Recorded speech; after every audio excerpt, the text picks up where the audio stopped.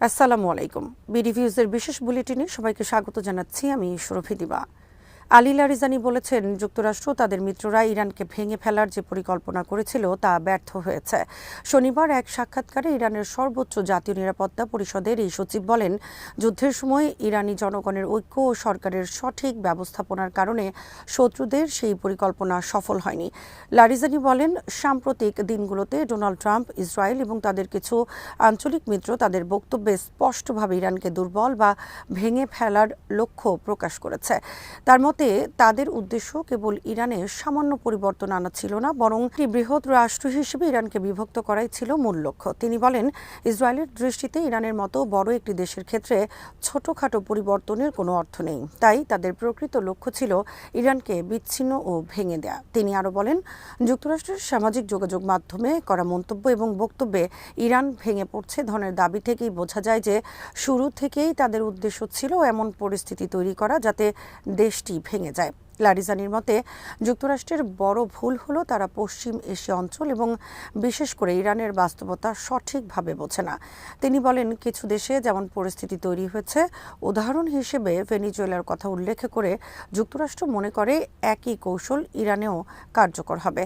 কিন্তু বাস্তবে দুই দেশের পরিস্থিতি সম্পূর্ণ ভিন্ন। ইরানি এই কর্মকর্তা বলেন, শত্রুরা বড় ধরনের ধাক্কা দিয়ে ইরানি জাতির মনোবল ভেঙে দিতে চেয়েছিল, কিন্তু দেশের দীর্ঘ ঐতিহাসিক ও সাংস্কৃতিক অভিজ্ঞতার কারণে তা সম্ভব হয়নি। তিনি স্বীকার করেন যে দেশের ভেতরে মতভেদ থাকতে পারে, তবে ইরানের ভৌগোলিক অখণ্ডতার প্রশ্নে সব নাগরিক ঐক্যবদ্ধ। একই সঙ্গে লারিজানি আঞ্চলিক দেশগুলোর উদ্দেশ্যে সতর্কবার্তা দিয়ে বলেন, যদি কোনো দেশ তাদের ঘাঁটি যুক্তরাষ্ট্রকে ব্যবহার করতে দেয় এবং সেখান থেকে ইরানের বিরুদ্ধে হামলা চালানো হয়, তাহলে ইরানের প্রতিক্রিয়া জানানোর অধিকার রয়েছে এবং এই নীতি থেকে তারা সরে আসবে না। ইরানের সশস্ত্র বাহিনীর সমন্বয়কারী কমান্ড খাতাম আল আম্বিয়া সেন্ট্রাল হেডকোয়ার্টারের মুখপাত্র জানিয়েছেন, সাম্প্রতিক পাল্টা হামলায় যুক্তরাষ্ট্রের সেনা ও সামরিক সম্পদের ব্যাপক ক্ষয়ক্ষতি হয়েছে। শনিবার দেয়া এক বিবৃতিতে তিনি বলেন, গত ২৪ ঘণ্টায় মধ্যপ্রাচ্যের বিভিন্ন স্থানে অবস্থিত মার্কিন ঘাঁটিগুলোর উপর ইরানের শক্তিশালী প্রতিশোধমূলক হামলায় ২০০ জনের বেশি মার্কিন সেনা নিহত বা আহত হয়েছে। মুখপাত্রের দাবি, ইরানের সশস্ত্র বাহিনী অপারেশন ট্রু প্রমিস 4 এর আওতায় পরিচালিত এসব হামলায় মার্কিন বাহিনীর অবকাঠামো, সামরিক সরঞ্জাম ও কৌশলগত স্থাপনায় বড় ধরনের ক্ষতি হয়েছে।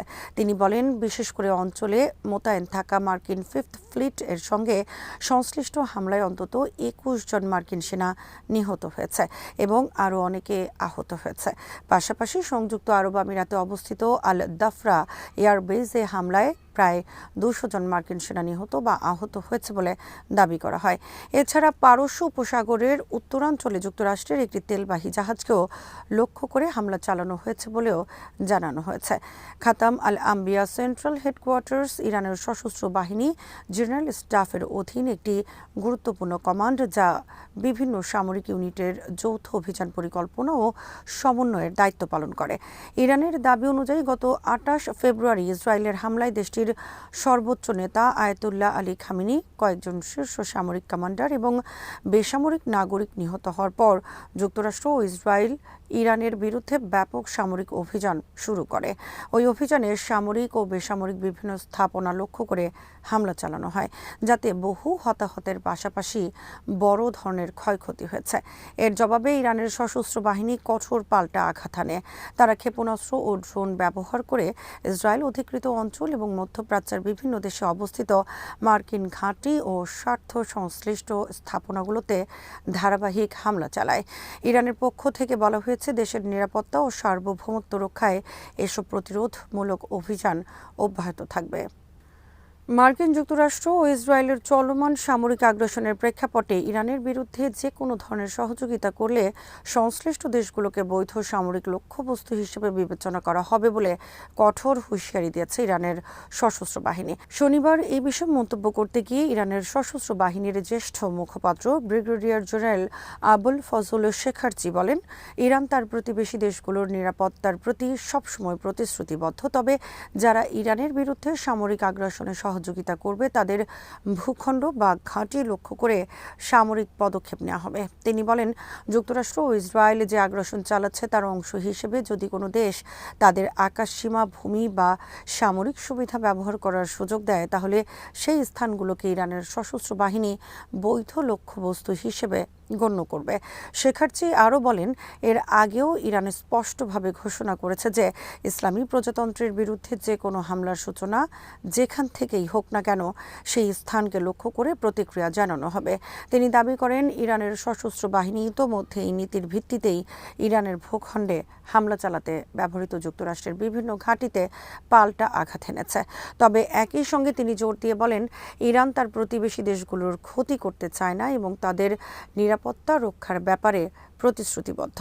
তার মতে, মুসলিম দেশগুলোর নিরাপত্তা পরস্পরের সঙ্গে গভীরভাবে সম্পৃক্ত এবং ইরান সবসময় তাদের জাতীয় সার্বভৌমত্বকে সম্মান করে। শেখার্চি বলেন, যে দেশগুলো তাদের আকাশসীমা, ভূমি বা সম্পদ ইরানের শত্রুদের ব্যবহারের জন্য উন্মুক্ত করবে না, তারা কোনো ধরনের হামলার ঝুঁকিতে পড়বে না এবং তাদের নিরাপত্তা অক্ষুণ্ণ থাকবে। তবে যারা ইরানের বিরুদ্ধে আগ্রাসনের জন্য নিজেদের ভূখণ্ড বা আকাশসীমা ব্যবহারের অনুমতি দেবে, তাদেরকে সম্ভাব্য সামরিক লক্ষ্য হিসেবে বিবেচনা করা হবে বলে তিনি পুনরায় সতর্ক করেন। মধ্যপ্রাচ্যে চলমান উত্তেজনার মধ্যে যুক্তরাষ্ট্রের এক কর্মকর্তা স্বীকার করেছেন যে ইরান পারস্য উপসাগর অঞ্চলে যুক্তরাষ্ট্রের ক্ষেপণাস্ত্র প্রতিরক্ষা ব্যবস্থার জন্য অত্যন্ত গুরুত্বপূর্ণ প্রায় $300 মিলিয়ন একটি রাডার ব্যবস্থা ধ্বংস করে দিয়েছে।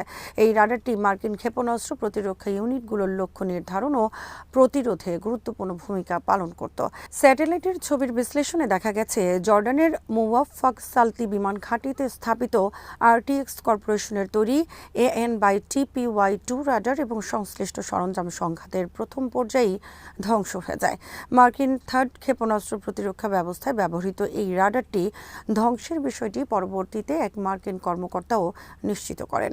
CNN-এর প্রতিবেদনে বাণিজ্যিক স্যাটেলাইট ছবির উদ্ধৃতি দিয়ে বলা হয়েছে, জর্ডানে ইরানের অন্তত 2টি হামলার তথ্য নথিভুক্ত হয়েছে, একটি 28 ফেব্রুয়ারি এবং আরেকটি 3 March.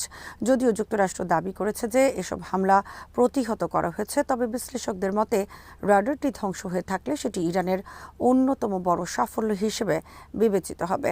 Foundation for defence of ডেমোক্রেসির centre on military and political পাওয়ারের উপপরিচালক রায়ান ব্রোবোস্ট বলেন, যদি থার্ড রাডার লক্ষ্য করে হামলা সফল হয়ে থাকে তবে তা ইরানের উল্লেখযোগ্য সামরিক সাফল্য হবে। তবে তিনি দাবি করেন, যুক্তরাষ্ট্র ও তার মিত্রদের কাছে আরও রাডার ব্যবস্থা রয়েছে যা আকাশ ও ক্ষেপণাস্ত্র প্রতিরক্ষা কার্যক্রম চালিয়ে যেতে সহায়তা করবে এবং একটি রাডার ধ্বংস হলেও পুরো প্রতিরক্ষা ব্যবস্থা ভেঙে পড়বে না। থার্ড বা terminal high altitude area defence ব্যবস্থা মূলত বায়ুমণ্ডলের সীমানার কাছাকাছি অবস্থায় ব্যালিস্টিক ক্ষেপণাস্ত্র ধ্বংস করার জন্য তৈরি, যা স্বল্প পাল্লার প্যাট্রিয়ট ব্যবস্থার তুলনায় আরও জটিল লক্ষ্য মোকাবেলা করতে সক্ষম। এই AN/TPY-2 রাডার অচল হয়ে যাওয়ায় ক্ষেপণাস্ত্র প্রতিরোধের দায়িত্ব এখন বেশি করে প্যাট্রিয়ট ব্যবস্থার উপর পড়বে, যেখানে PAC-3 ক্ষেপণাস্ত্রের সরবরাহ আগেই সীমিত। মধ্যপ্রাচ্যে ইরানের বিরুদ্ধে সম্ভাব্য সামরিক অভিযানের প্রস্তুতির অংশ হিসেবে যুক্তরাষ্ট্র তৃতীয় একটি বিমানবাহী রণতরী মোতায়েনের প্রস্তুতি নিচ্ছে বলে আন্তর্জাতিক গণমাধ্যমে খবর প্রকাশিত হয়েছে। মার্কিন সংবাদ মাধ্যম ফক্স নিউজের প্রতিবেদনে বলা হয়েছে, মার্কিন নৌবাহিনীর বিমানবাহী রণতরী USS জর্জ H.W. বুশ পূর্ব ভূমধ্যসাগরের উদ্দেশ্যে রওনা হওয়ায় প্রস্তুতি সম্পন্ন হয়েছে। উত্তর ক্যারোলিনার হ্যাটারাস দ্বীপ উপকূলে প্রস্তুতি শেষ করে জাহাজটি শিগগিরই যাত্রা শুরু করতে পারে বলে জানা গেছে। অত্যাধুনিক এই রণতরীতে কয়েক ডজন আক্রমণাত্মক যুদ্ধবিমান রয়েছে এবং এর সঙ্গে গাইডেড মিসাইল ডেস্ট্রয়ারও মোতায়েন করা হবে। বর্তমানে USS জেরাল্ড আর ফোর্ড লোহিত সাগরে অবস্থান করছে, আর USS আব্রাহাম লিঙ্কন বিমানবাহী রণতরী ওমান সাগরে সক্রিয় রয়েছে। এদিকে গত সপ্তাহান্তে যুক্তরাষ্ট্র ও ইসরায়েল ইরানের বিরুদ্ধে বড় ধরনের সামরিক হামলা চালানোর পর মধ্যপ্রাচ্যে উত্তেজনা তীব্র আকার ধারণ করেছে। ওই হামলায় 1000-এর বেশি মানুষ নিহত হয়েছে বলে দাবি করা হয়েছে, যার মধ্যে ইরানের সর্বোচ্চ নেতা আলী খামেনি, শতাধিক স্কুল ছাত্রী এবং দেশটির বেশ কয়েকজন জ্যেষ্ঠ সামরিক কর্মকর্তাও রয়েছেন। এর জবাবে ইরানও ব্যাপক পাল্টা হামলা চালিয়েছে বলে জানা গেছে। এসব হামলায় মধ্যপ্রাচ্য জুড়ে মার্কিন সামরিক ঘাঁটি, কূটনৈতিক স্থাপনা এবং সেনা সদস্যদের লক্ষ্যবস্তু করা হয়েছে। পাশাপাশি ইসরায়েলের একাধিক শহরেও ক্ষেপণাস্ত্র ও ড্রোন হামলার খবর পাওয়া গেছে। মধ্যপ্রাচ্যে পরিস্থিতি ক্রমেই আরও অস্থির হয়ে উঠছে। মধ্যপ্রাচ্যে চলমান উত্তেজনার মধ্যে যুক্তরাষ্ট্রের প্রেসিডেন্ট ডোনাল্ড ট্রাম্পের প্রশাসন জরুরি ক্ষমতা ব্যবহার করে ইসরায়েলের কাছে প্রায় $151.8 মিলিয়ন অস্ত্র বিক্রির অনুমোদন দিয়েছে। যুক্তরাষ্ট্রের পররাষ্ট্র দপ্তরের bureau of political military affairs এক বিবৃতিতে জানায়, প্রস্তাবিত এই চুক্তির আওতায় ইসরায়েলকে 12,000টি BLU-110A/B ধরনের 1,000 পাউন্ড ওজনের সাধারণ উদ্দেশ্যের বোমা বডি সরবরাহ করা হবে। এর পাশাপাশি প্রকৌশল, লজিস্টিক এবং প্রযুক্তিগত সহায়তাও দেওয়া হবে। মার্কিন পররাষ্ট্রমন্ত্রী জরুরি পরিস্থিতির কথা উল্লেখ করে কংগ্রেসের বাধ্যতামূলক পর্যালোচনা প্রক্রিয়া এড়িয়ে এই বিক্রির অনুমোদন দিয়েছেন, যা অস্ত্র রপ্তানি নিয়ন্ত্রণ আইনের ধারা 36B অনুযায়ী করা হয়েছে। চুক্তির প্রধান ঠিকাদার হিসেবে টেক্সাসের গার্ল্যান্ড ভিত্তিক কোম্পানি রেপকন USA কাজ করবে এবং বোমার একটি অংশ যুক্তরাষ্ট্রের বিদ্যমান সামরিক মজুদ থেকে সরবরাহ করা হবে। গত 28 ফেব্রুয়ারি যুক্তরাষ্ট্র ও ইসরায়েলের যৌথ বিমান হামলার পর আঞ্চলিক উত্তেজনা আরও বেড়ে গেছে। এই হামলায় ইরানের সর্বোচ্চ নেতা আলী খামেনি সহ 1000-এর বেশি মানুষ নিহত হয়েছেন বলে প্রতিবেদনে উল্লেখ করা হয়েছে। এই ঘটনার পর তেহরানও যুক্তরাষ্ট্র সম্পর্কিত বিভিন্ন স্থাপনায় পাল্টা হামলা চালিয়েছে। কুয়েতে একটি ড্রোন হামলায় 6 জন মার্কিন সেনা নিহত হওয়ার খবর পাওয়া গেছে। গাজায় চলমান যুদ্ধের প্রেক্ষাপটে ইসরায়েলের কাছে মার্কিন অস্ত্র বিক্রি নিয়ে কংগ্রেসের ভেতরেও সমালোচনা বাড়ছে। জুলাইয়ে 27 জন ডেমোক্র্যাট সিনেটর অস্ত্র বিক্রি বন্ধের প্রস্তাবে সমর্থন দিলেও তা শেষ পর্যন্ত পাশ হয়নি। আজ এখানেই শেষ করছি। সবাই ভালো থাকুন, সুস্থ থাকুন আর দেখতে থাকুন বিডিভিউজ। চ্যানেলটি ভালো লাগলে সাবস্ক্রাইব করুন, সংযুক্ত থাকুন আমাদের ফেসবুক পেজে। আল্লাহ হাফেজ।